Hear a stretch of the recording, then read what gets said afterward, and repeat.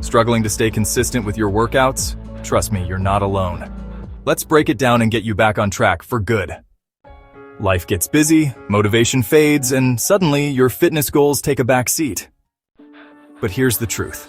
Consistency isn't about motivation. It's about habits. And I've got 5 quick tips that'll help you stick to your workouts, no matter what. Tip 1. Schedule your workouts. Treat them like a meeting with your future self. Non-negotiable. Put them on your calendar. Tip 2. Start small. 10 minutes is better than 0. Once you start, it's easier to keep going.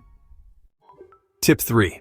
Track your progress. Whether it's reps, time, or just checking off days, you'll build momentum. Tip 4.